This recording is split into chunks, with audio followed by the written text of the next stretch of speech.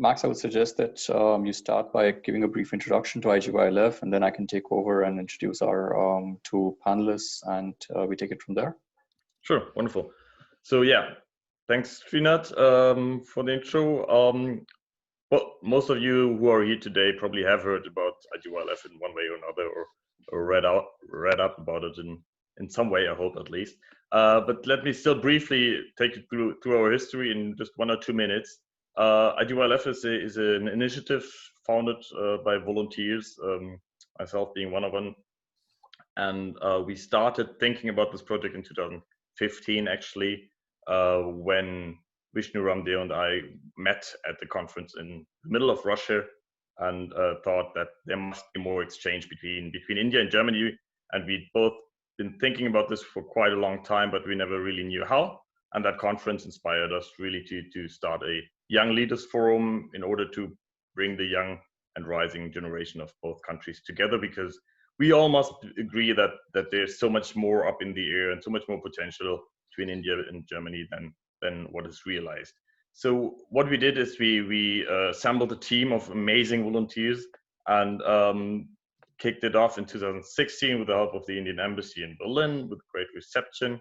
Had our first annual conference in 2017, 50 people, 25 from each country.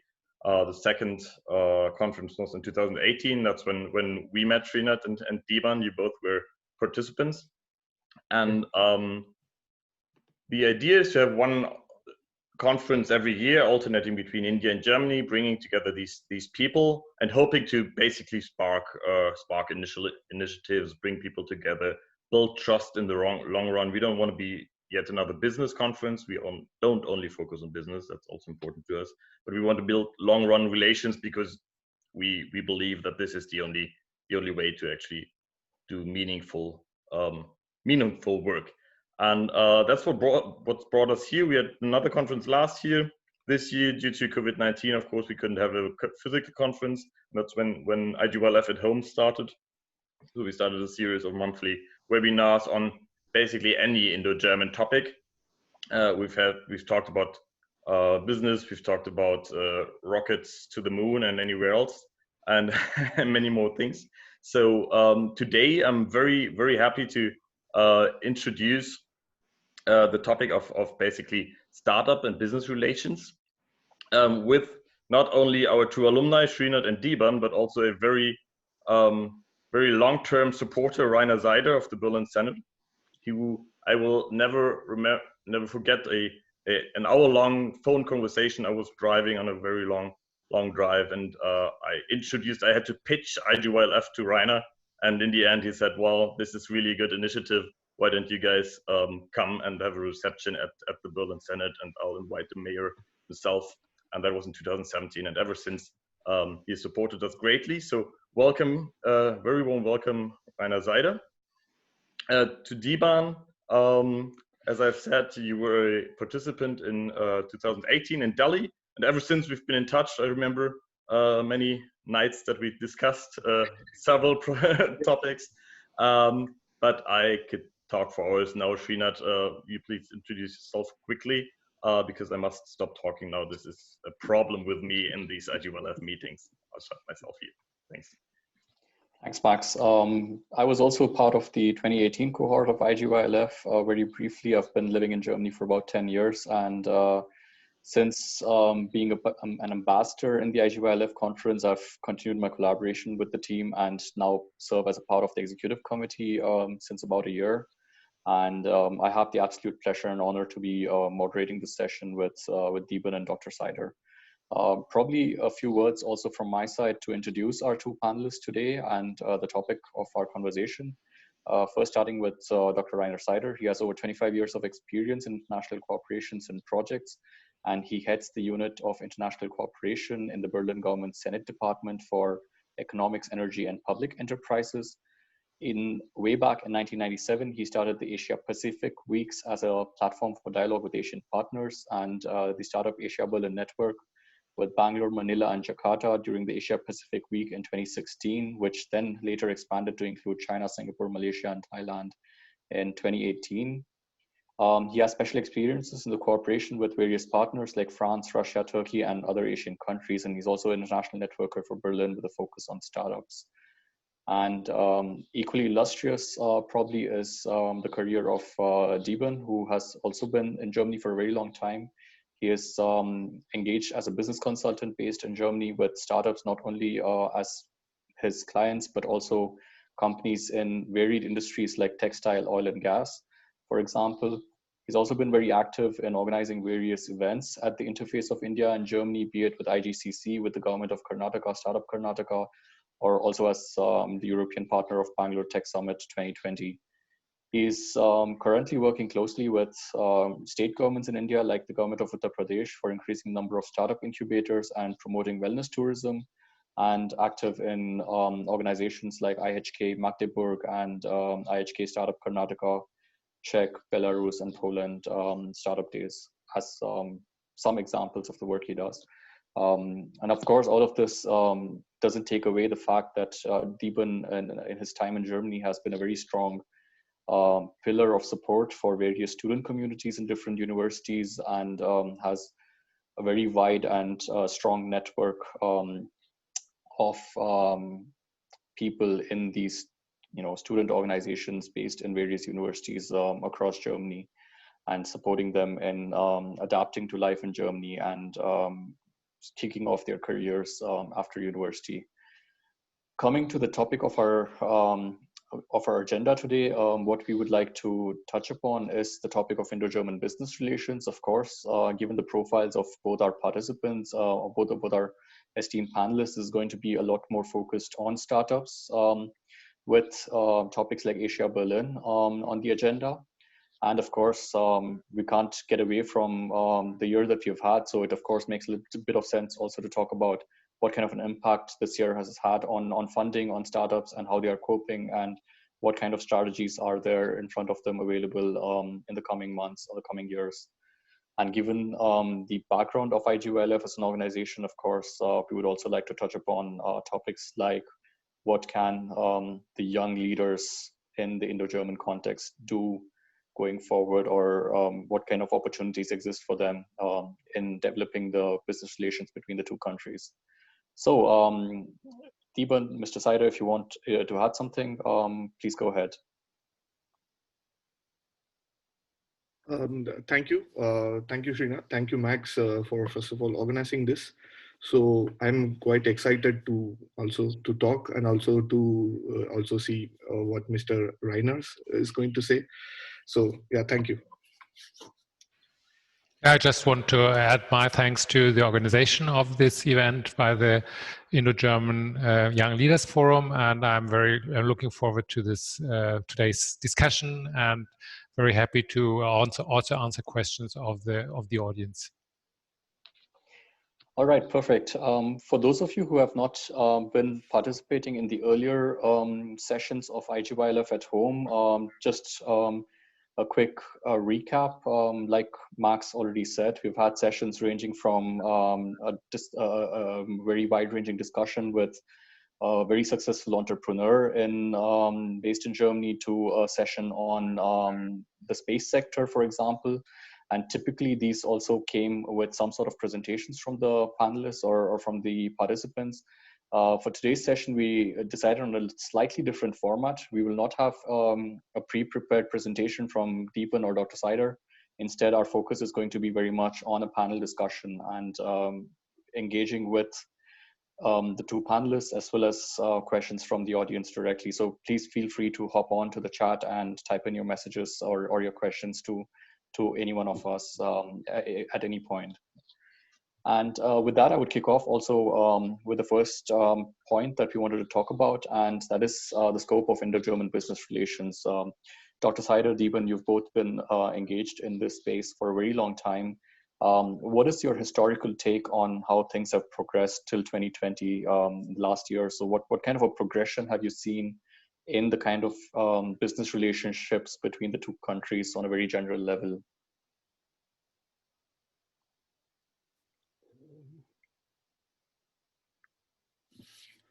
Who should start?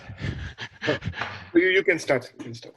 Okay, so thank you very much. I think it's a very, very exciting times because for especially on the startup focus, I'm very curious to see what happens in India right now, and also this year. If you follow, for instance, the Your Story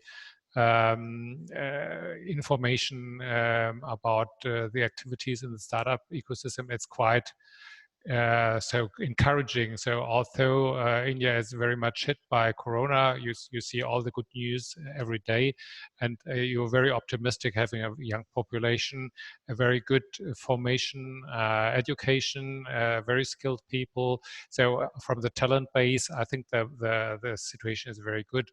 We all know that the bilateral economic relation between India and Germany is not as strong as it could be.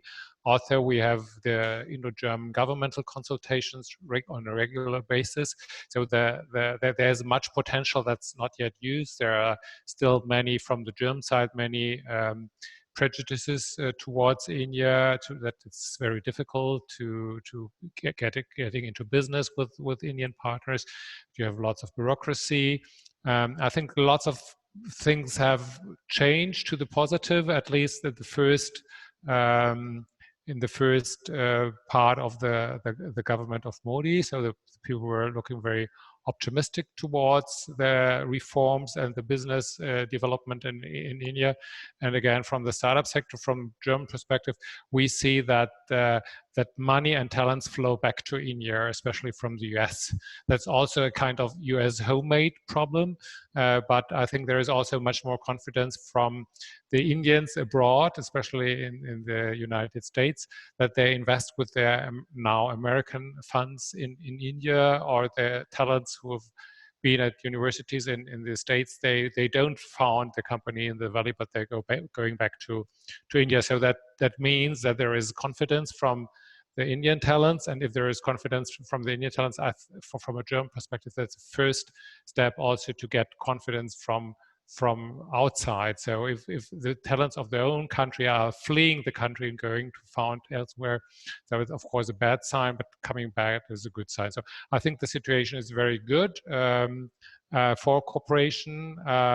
Nevertheless, of course, from a startup perspective in Germany or Berlin, it's still quite challenging to scale in the Indian market. So although the market seems to be very big, it's in reality it's fragmented ethnically, culturally, language-wise, bureaucracy-wise. So the federalism of India, of course, is also a challenge from a German perspective. Although we know how it works, but then of course you have the borders inside India, and you have to choose very wisely in which state you start your business. So in that respect, China is much more easier to scale, because once you're in China, you can scale towards the whole public or the whole country. So, but of course, I think the situation overall has very much improved, especially in the startup sector.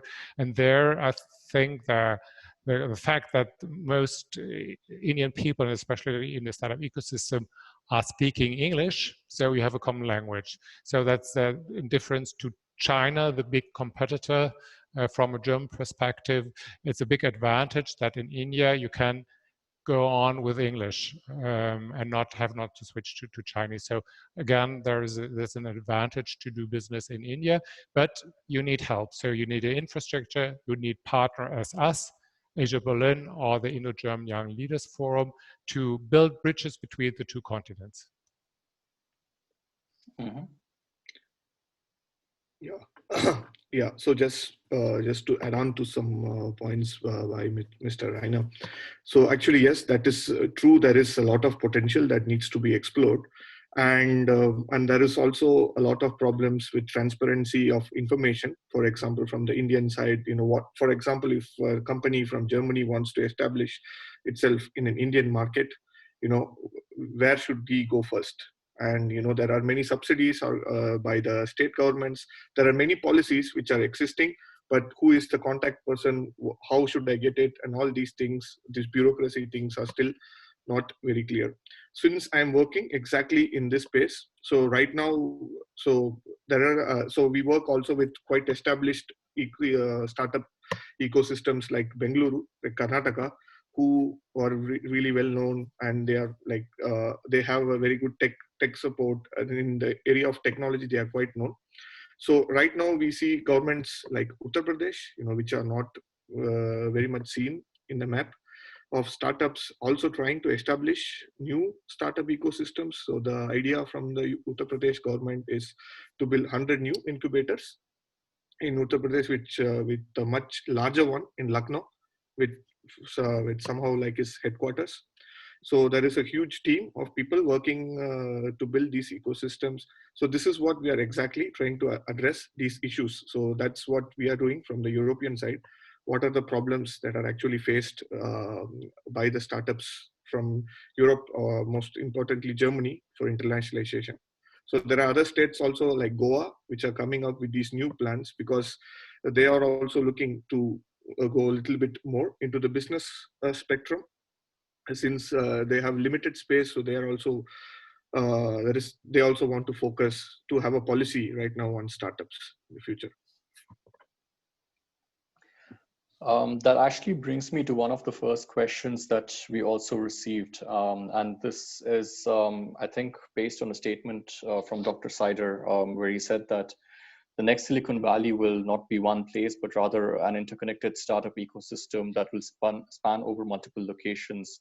And just picking on this from two aspects. On one hand, what you were talking about in terms of India being very, very fragmented as a market, be it in terms of languages, in terms of bureaucracy, in terms of a different model of federalism, a different ethnicity, and what Deeban was just talking about in terms of some places being a bit more established, like Bengaluru, but a lot of potential just waiting to be unpacked in places like Goa or Uttar Pradesh. What is your take on this? Do you think that this could be the model for a startup ecosystem in, more of an ecosystem-based model is what would work in India?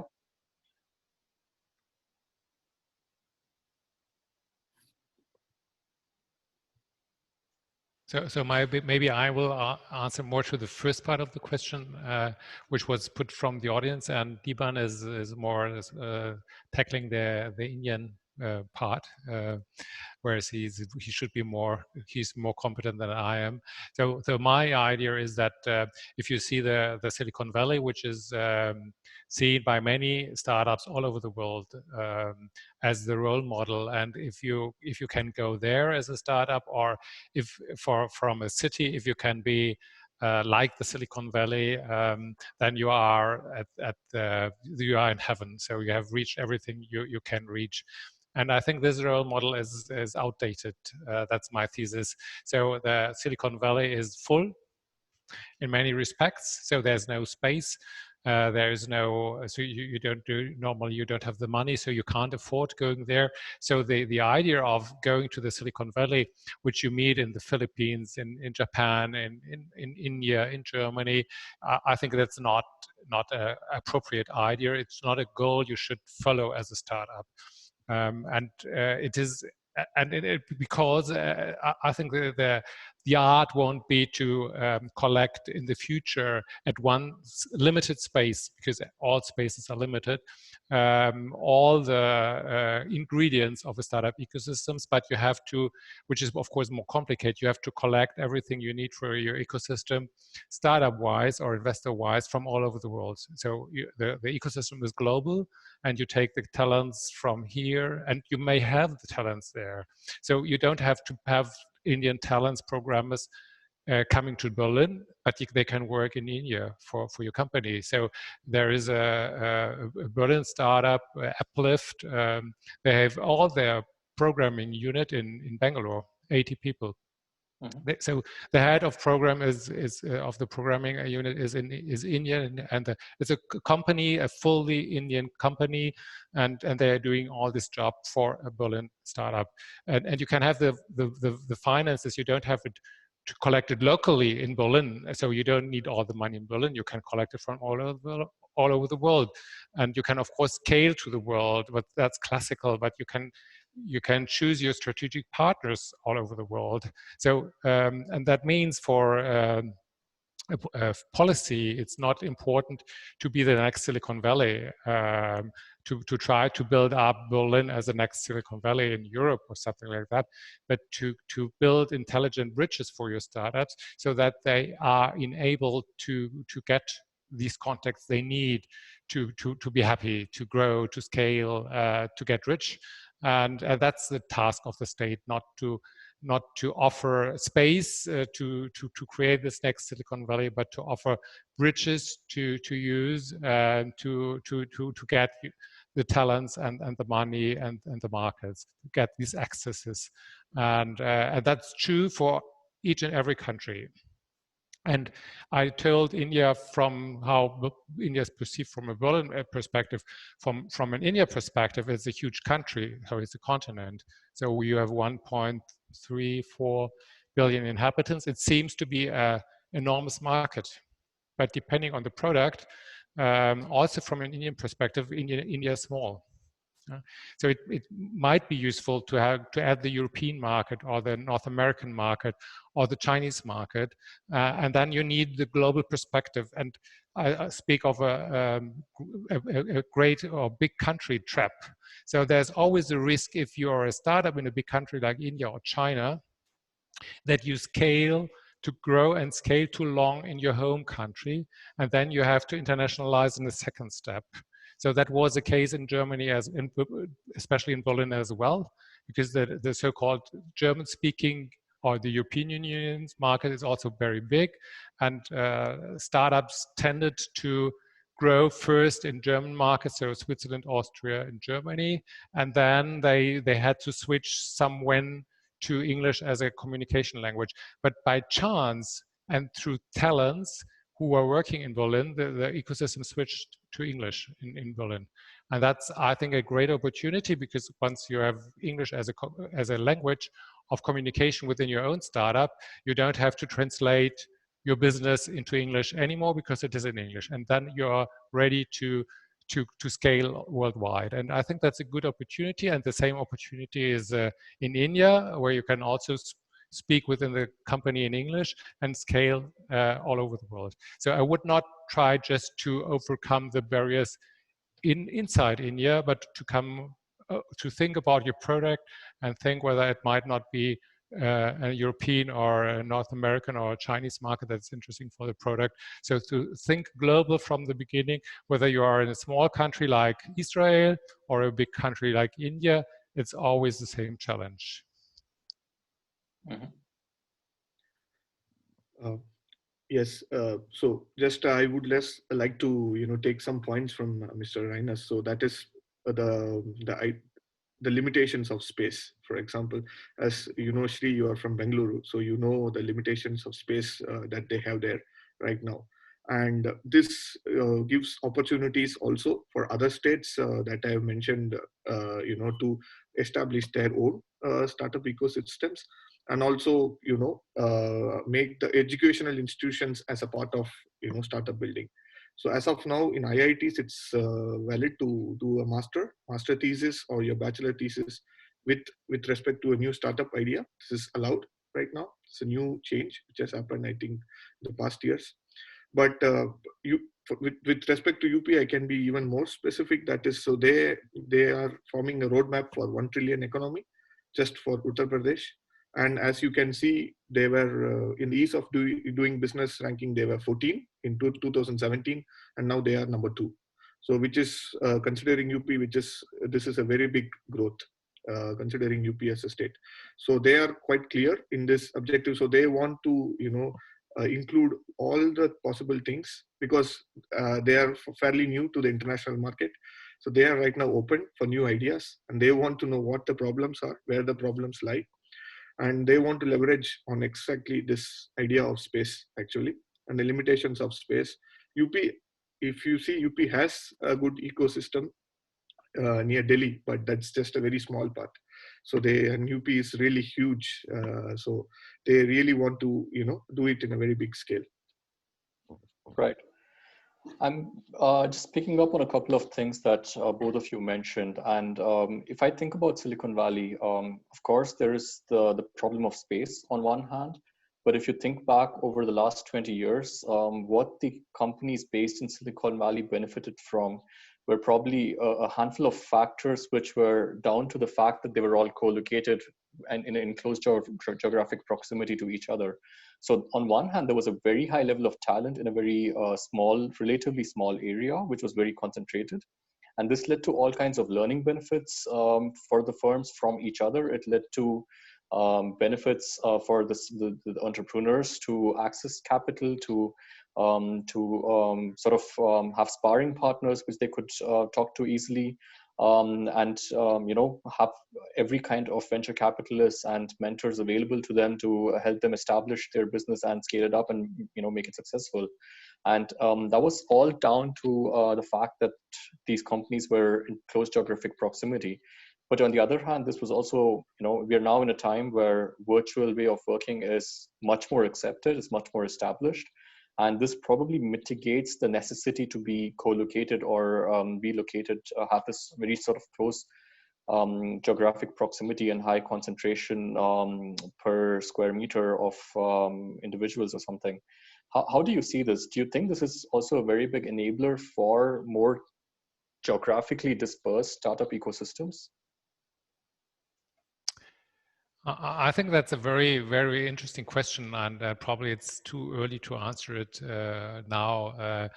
I think the pandemic will contribute to a rise of virtual communication and networks. So it will put a question mark behind all these travels and also regional proximities. But on the other hand, before we also witnessed, for instance, here in Berlin, but as you mentioned, and for Silicon Valley, that proximity plays a strong role in the past, at least. And I think that it will play a role in the future in a way. At least personal meetings will play a role. So whether it's having a coffee or a breakfast or flying in for a conference, having a platform, a forum to exchange ideas and meet in person. I don't know exactly. So there are long theories about kind of offering network opportunities for meeting, creating a density of people. And of course, if you put it in the long run, then even Berlin would not be necessary. If you would be consequence, you could have your network from a desert or an island in Indonesia or the Philippines. It would make no difference, and I don't think that we will go there. Also, of course, in a virtual world, you have your avatar everywhere, and it really does not matter where you're physically present. But I'm quite convinced that a proximity, meeting people, joining people, having exchange, touching people, hugging people will still play a role in the future world. And but on the one hand, but on the other hand, I think that the distance won't play such a big role as it has been in the last years. And my personal hope is that we will overcome a kind of exaggerated travel society where you had to fly twice around the globe within a month as a manager of international company. But on the other hand, I think the people will have to meet still, and there a big city like Berlin or the Valley will have an advantage over the pure countryside or the island or the desert. Okay, that's interesting. Probably picking up on one other point that you mentioned, and this was focused on language as a barrier, with English being a very making things a lot easier to communicate and also helping on scaling internationally. And Deeban, I would also want to hear your views on this, because it goes to the heart of Indian students in Germany, for example. When I look back at my time in Germany, when I moved here, it was almost impossible to find a job if you were not very fluent with German as a language. And this was, more of a time when everyone, as students, was more keen on finding jobs with established companies in stable roles. but entrepreneurship has kicked off in a big way also in Germany in the meantime. And how do you see this? What kind of pulse do you have on students from a talent perspective, and what role language plays in their entrepreneurial orientation? If you think about international students in Germany, for example. Yes, thank you, Shri. So, as you told, the time that we came was quite different. So many, with respect to startup, a lot of things have changed. The Berlin that I saw in 2010 is not the same now. But with respect to the traditional companies, so 98% companies in Germany fall in the category of Mittelstand companies, and these Mittelstand companies, the working language is more or less almost most of these companies are still in German. So we see, so of what we have worked with the students, I see that the student, if he is in a more IT sector, so he usually goes and works with uh, people of the same level, so they speak English. But if somebody, for example, is a chemical engineer or a mechanical engineer, he has to work, for example, in a workflow. So this makes it difficult because he has to also communicate to the other workers as well who may not speak English. So German is still a challenge, considering still right now most of the students are coming for masters, and it's a 2-year course. There are many reasons to this of them not learning German. Everybody, or at least one thing is different, that everybody knows for sure they need to learn German now. But still there are a lot of limitations in learning it, because they have to focus on internships, they have to do an internship, or they take a work student, or they have to take care of their own livelihood here by doing other kind of part-time jobs as well. So this is still there, but good thing is right now we are having a large number of students who are coming for bachelors as well. Huge number of students. So the difference is 99% of bachelor students will be learning bachelors in German. So they will first go through an intensive language course till C1, and it's going to be in they will be learning in German.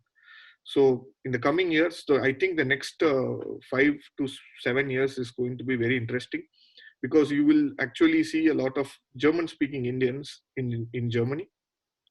So this will have an impact for sure.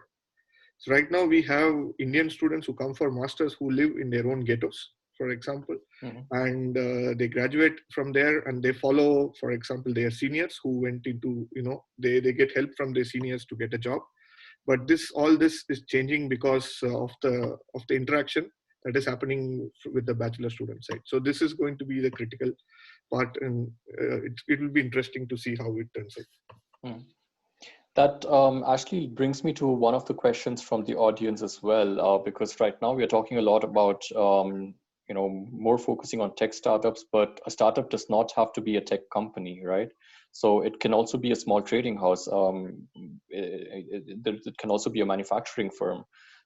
So the question is, what kind of support can these kind of startups, which are not tech focused, what kind of requirements do they have, and what kind of support do they get from, on one hand, the German state, but maybe also with an eye on initiatives like Atmanirbhar Bharat in India? What kind of ecosystem support do they get in each of these countries? So maybe I start for the Berlin sector, and so for us in general, if we, so I'm the international guy in the Berlin Center, so I'm responsible to offer them help to internationalize, and there we don't have a proper difference between tech startups and other startups. So yeah, they have the same problems. They want to scale, they want to grow, they need markets, they need money, they need talents. So the problem is more or less the same, and you need, at least for programming, you need a specialist. So so you have the same needs whether you're a tech or a whatsoever startup. You have an innovative idea and you want to grow fast, and you're young. That's, for us, these are the criteria for startups. And so we offer, as I told you, have lots of international interest as a startup because you want to grow. and then normally the market, the home market is not big enough, but you have limited management capacities, as any SME has. So the problem is the Indian market might be crucial for the existence or the growth of the startup, but you are afraid of going into India or into China or Southeast Asia, because you can't compare the different countries. You can't make a deep research on the countries, because if you want to penetrate a country, normally you need a manager, and there are maybe 4 founder managers in a startup to explore a market for at least 6 months, and you can't afford that as a startup. So that's the point where we offer platforms to meet people, to contact people who are from the country that might be interesting, and compare. And if you have a personal contact to a country, it's much easier, of course, for you to know more about the country. And everywhere, and it's not related to Asia only, it's the same for Germany. Every year, a personal contact is very important to do business. And normally it's growing naturally from your home market, but in a startup world, it may grow from everywhere to you, or from you to everywhere. And there we offer, for instance, with the Asia Berlin initiative, we offer platforms, delegation trips, events, the Asia Berlin Summit once a year, where you meet people. So this year it was more or less virtual, although the Asia Berlin Summit took place in a hybrid format, so with real participants, a real audience, and an online transmission. But most of the Asians who were attending the summit were from Berlin or Germany, because the travel restrictions made it impossible, more or less, to come from Asia to Berlin. So that was, of course, a lack in the concept, because normally you should meet the people who can help going over. But of course, the Indians in Berlin, for instance, or the Chinese, most of them who are in the startup ecosystems still do have their contacts to Asia, to their home country, so they can help you to grow in their home country. So they help building bridges home, although there is nobody traveling from Asia to Berlin. So there are Asians in Berlin who can help you getting in contact to relevant people in their home country. So that's the important thing we can offer. We don't do the business for them.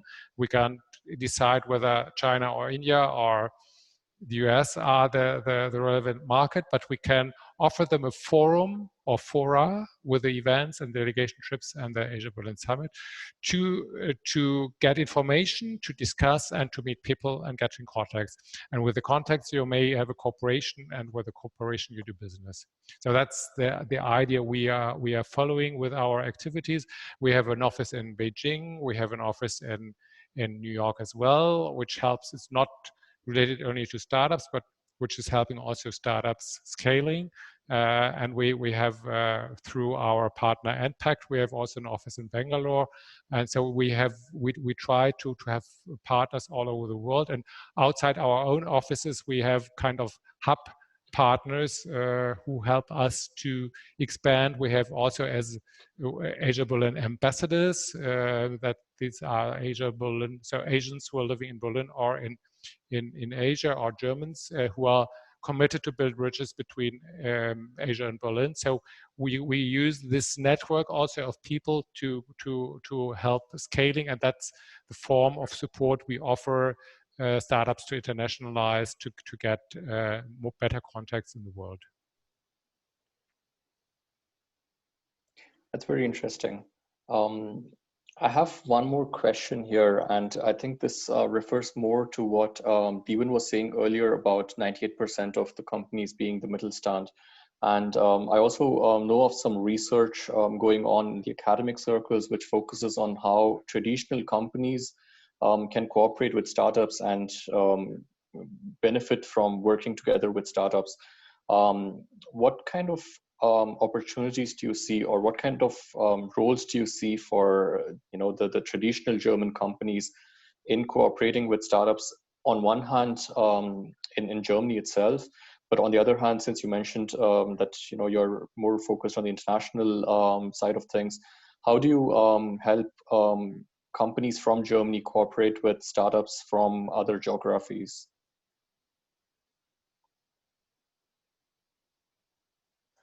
So if I start to answer, so corporates for us play a big role in the cooperation, because also corporates are a partner in the startup ecosystem. So they offer, for instance, so first of all, the first possibility for a startup is to scale within a big company.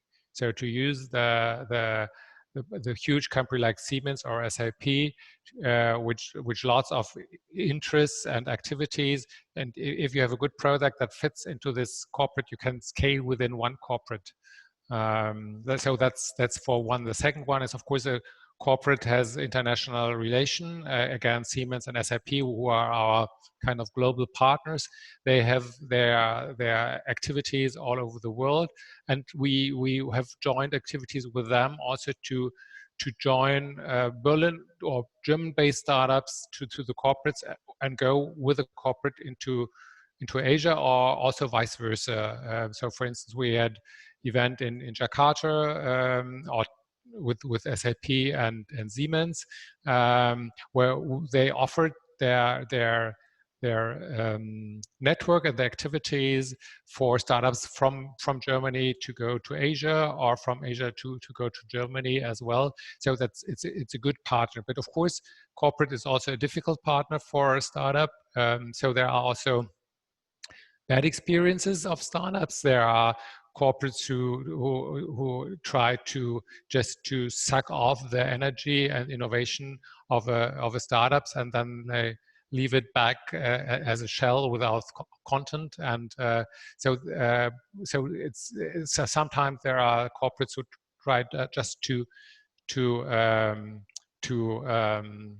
destroy their innovation because it's a competitor to his own innovation. So there are also bad experience, but again, as you have to choose the market where you're going, or you have to choose the corporate which is appropriate for your company, which is of course difficult, but not all cooperation with a corporate are useful from a startup perspective. Sometimes it's easier to get the corporate than kind of VC, but sometimes it's vice versa. And I have made the experience that the German corporates like Bosch, BASF, and SAP are also already very active in India with a cooperation with the startups, whereas I don't see so many corporates from India, not even in India, but of course less in Germany, to cooperate with the startups. So so the idea of an Indian corporate to cooperate with a Berlin startups is, I never heard of that. So it's but it would be of course interesting for them as well, because the know-how of the German or European ecosystem could be interesting also for an Asian country like India. Deeban, probably you can also add your comments on this from your perspective, maybe taking also the lens of India as a country and Indian corporations and startups. Yeah, I mean, as Raina said, so it's a fairly new concept in India to cooperate with startups, but this is already happening, as you know, our batchmate Vivek. So I think Vivek, yeah. So he already was into this area in Bangalore. So into solving corporate problems with startup solutions. So this is one thing that he was doing already in India. But with respect to Indian startups cooperating with Germany, I think this is quite difficult, because I don't know whether the problem that they say solve as a startup is relevant to these companies here. Maybe it is, maybe it's not. But in my experience, there are few startups which would be coming. So they were there as a part of our startup event here. So they are from Bangalore, actually. So they are in the area of medical technology. So this contactless diagnostics is one very big area right now. Contactless diabetic measurements and so on. So there was this company, which did this contactless tests of, mammography. So it was something related as an alternate to mammography. So that was a very interesting company. So they they already had a mentor, for example, in Sweden. So they will be in Europe pretty soon. So there are startups who are coming to establish themselves, in Germany, because they have some relevance to it. But working with corporate, it's a distant idea. Mhm. Maybe as a follow-up on this, what kind of mechanisms are in place linking startups with corporates, either German startups with Indian corporates or Indian startups with German corporates, or German startups with German corporates, Indian startups with Indian corporates? So what kind of mechanisms are already in place, and where do you see the need for more support and more mechanisms to be developed in the short term?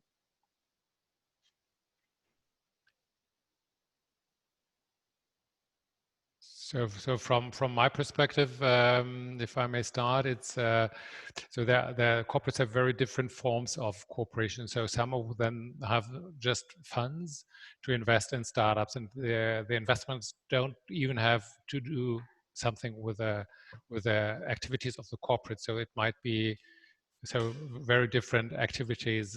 Some of them, of these activities of corporates, are related to the business, and so also from the beginning with the idea of incorporating the innovations into the business, or at least to having kind of cooperation between the startup and the corporate.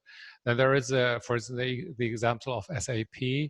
They're having an accelerator for startups that would like to scale in SAP-related companies. So not in SAP itself, but in companies who are using SAP software.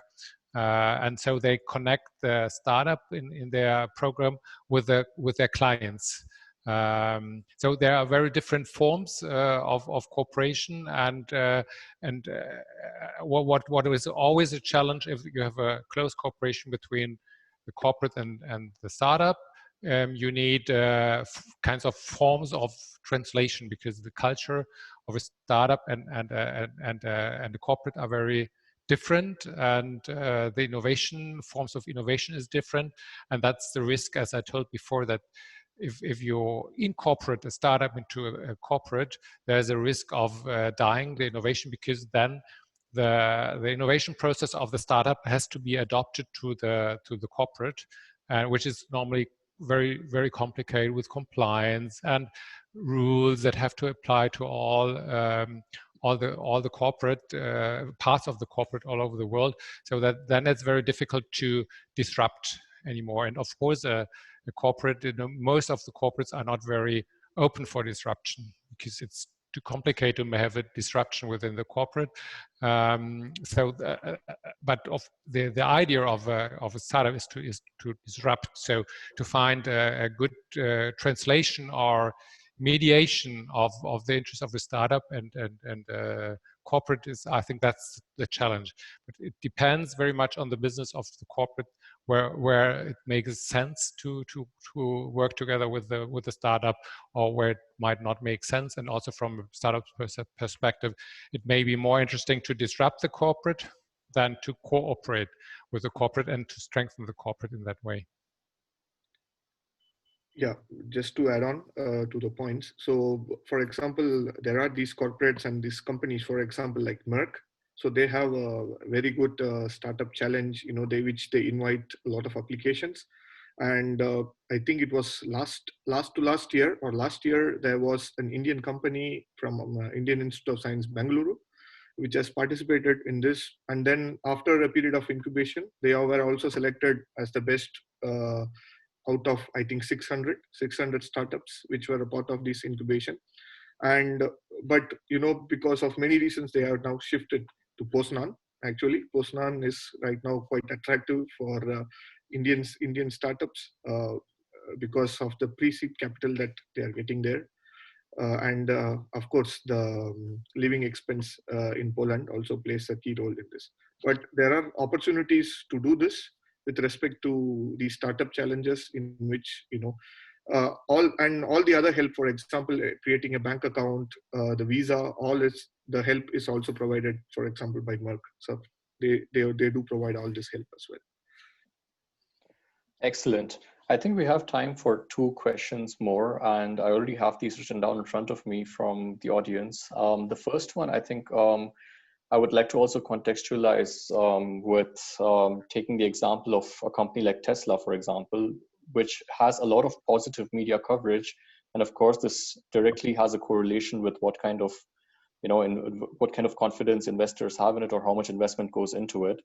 And the question is rather on the flip side of it, that when you have negative media coverage of a country or of a government, then of course this also has a denting effect on the kind of investor confidence that is going into that country. So what I would like to hear your opinions on is how do you see this relationship between what kind of media coverage is there and the kind of investor confidence in this particular country, or agnostic of it in the startups or the ideas which are coming out of this country. And if you want to even drill a little deeper, what kind of a role it would, what kind of positive or negative influence does it have when, for example, German media is reporting about something in India in a positive or a negative light? And what kind of mechanisms or enablers are available from platforms like Asia Berlin to overcome this or work around this?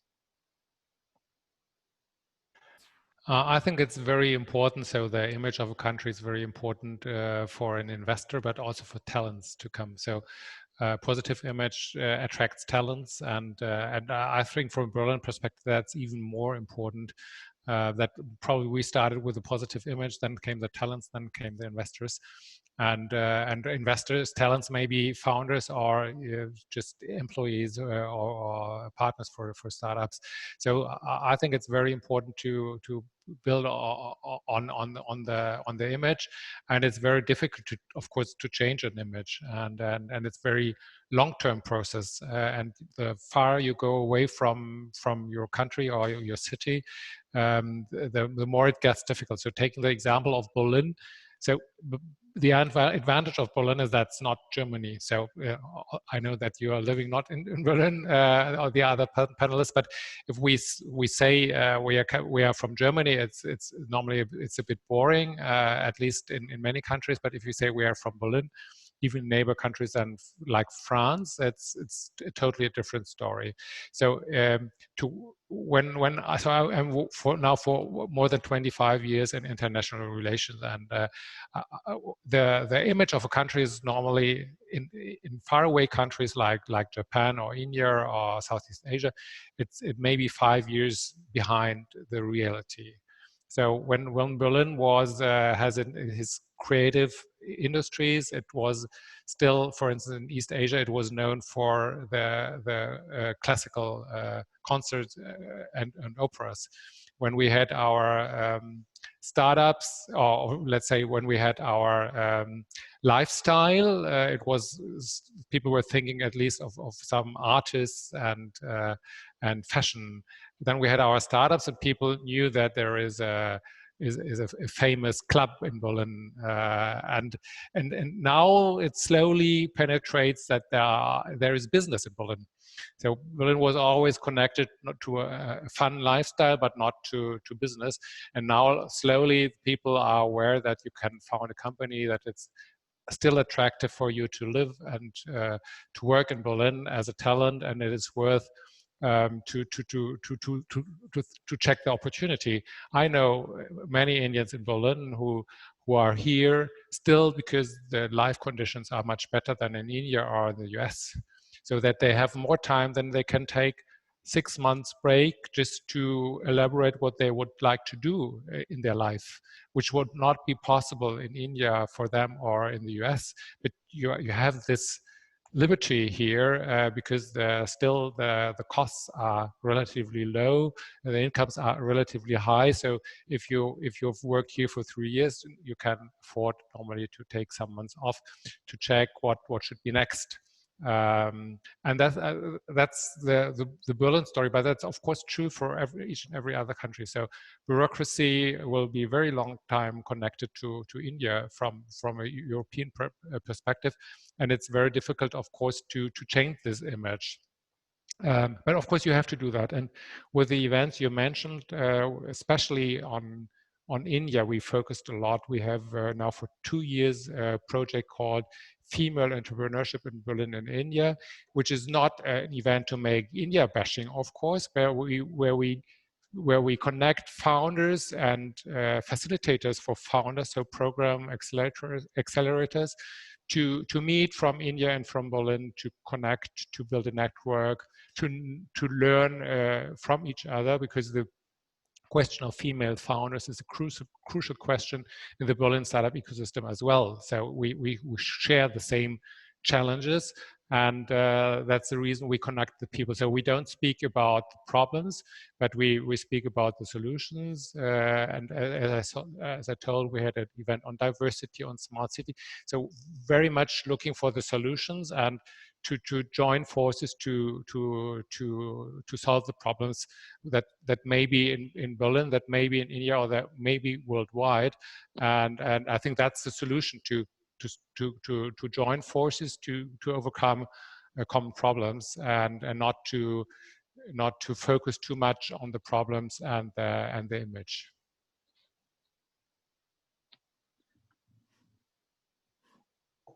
Yes, just one point to add. Yes, this is from the Indian perspective. Yes, this is a crucial problem, as well as Mr. Reina said. Yes, there is at least a 5-year gap between reality and what is actually happening. So, reality and what is being actually projected in the media. But again, the initiatives should come from the respective governments and the respective ecosystems to put them forward. For example, how Bengaluru did this. Bengaluru is a success story for startups, especially. There are so many networks. For example, Big Sun, I think it's very much connected to Startup Asia Berlin. So they are doing a wonderful job. So likewise, there needs to be more push from their respective ecosystems to project themselves, not just in India, also outside India. So this is quite crucial. Because as of now, many startups, yes, they start with, establishing for them, India is a big market.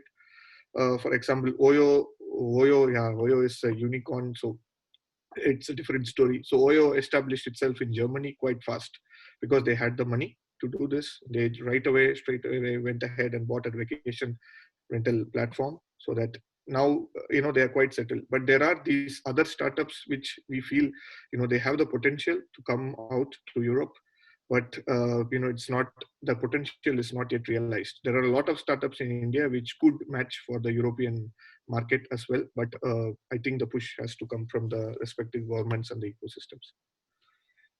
Okay, perfect.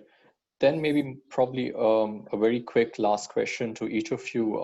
And of course, given the kind of year that we have had and that we find ourselves now in December 2020, looking forward to a hopefully post-pandemic future in the near term, how do you see this affecting the startup ecosystems and the kind of growth that startups can target or hope to achieve in a post-pandemic world, and what kind of a role this Indo-German ecosystem would play in promoting them? So first of all, I think so. It's very difficult to already to say how the post-pandemic world will be. But what we can see or think we see now, it's the post-pandemic world will be more online, and so that's the reason we decided to have our Asia Berlin Summit and also the Asia Berlin events, of course, always also online. So not only as a physical event, but also online, because it gives of course the opportunity to join the event without traveling, and traveling is expensive and it's time consuming, so you don't have the time always. So it would be useful to have the chance to hear a keynote or to follow a panel or to participate in a workshop online. So I think that's very clear that we will keep these possibilities. So we have to think how to So the whole, we are also, through our program of internationalization, we are also supporting the participation in fairs or conferences, and the whole world of fairs might change. Now there are fairs that are turning digital, and we don't know whether they will be as they had been physical before. So these big fairs like the Hanover Fair, I don't know how it will be in 5 years. So probably not as as in 2019. So our structure of supporting startups or SMEs to internationalize, they has also to change, and it's not always clever to translate directly a fair into a digital fair. So maybe there should be another format than a fair, where you have booth, which you can't have in a digital world like you have it in a physical. But there should maybe other formats that we still don't know, or there are maybe first experiences with that. But we as the state of Berlin, we still don't know exactly what will be the future and where we have to support, which will be just fashion, which will be just a reaction on COVID, which will be a long-term tendency. Still, it's not known. So we believe that the physical meeting will play a strong role also in the future. But we know also that online video calls, video conferences will have also their niche or their part to play, but we don't know exactly how the share will be. But we have to be very open with our formats of or with our support to help all formats that are clever and are helping SMEs and startups to internationalize, which is quite difficult, as it's very difficult to monitor the success of our formats because we have a very weak feedback from the SMEs and startups. So that's one of our challenges. So for instance, if we're taking the digital fair, we don't know whether it makes sense or not because we don't have qualified reactions of startups on that. So it will be a trial and error maybe for a while, but we have to be very close to the interests and also to the market that's offered for internationalization instruments for SMEs. Right. Yes, so yeah, so there are just a few more things I would like to add. So with respect to the pandemic, so the level, for example, I think I am not very sure about the percent, but the level of working from home has increased drastically, especially in Germany, also in India and many other countries. So I think it's more than 45% or 50%. I'm not very sure, but people are now very much comfortable in working from home. So I don't know whether it will be easy to change this kind of work from home attitude because again, now going to the back, like going to an office, all this travel, I don't know whether it will be that easy, and also the cost of rent and so on. But in the internationalization context, I think this gives an opportunity, as we spoke earlier in the discussion, to have an interconnected ecosystem. Because right now, I already know a lot of students here, for example, working from Magdeburg for companies all across Germany. So this has already started. These are startups actually, but they are short of resources, and they are okay with remote work. So the concept of work on one side is challenging, on the other side it has a lot of advantages in also not just within a country but also internationalization of resources, since one of my key area of interest is talent sourcing. So I think this will be an interesting area to look at. Excellent. I think with that, we are a little over time already. From my side, I thoroughly enjoyed talking with both of you on this topic of Indo-German business relations with focus on startups and ecosystems. Max, if you would like to add something to this. Max, you're on mute. You're still on mute, Max. No, I'm not anymore, I hope. Yes. Okay, after all these months of online conference. See, if I had you all in one room, this would be working better. So yeah, I can just only add a few obvious things. Thank you so much, both of you, Rainer and Deeban, for being here with us. Thank you, Srinath, for organizing the whole thing. Thanks, the IGYLF support team in the background. I think one thing that we've learned, and we're still learning throughout these conferences, is of course we can do pretty much everything online, but still we wouldn't have ever had the idea of doing this stuff online if we hadn't met in person. So yeah, we all are hoping, especially at IGYLF, that we soon will be able to pick up on stuff again that we can do while meeting, or next conference, personal interactions, going out for beer together, and all this. We will keep working in a hybrid way for many years to come, that's for sure. And we at IGYLF will definitely try to fill all the voids that are still there. So if there's something that you guys, even in the auditorium here, can think of where you find something that's missing, where you feel that no, the government or big corporations are not the right actors to bring people together, there's some specific format missing, please, yeah, do let us know. We are a very active, very agile, very young organization. The only thing that we want to do is actually bringing Germany and India closer together in any way. So reach out for support for anything, and we'd be very happy to hear from everybody, and looking forward to the next session, which should be sometime in the next month. Thank you. Thank you so much.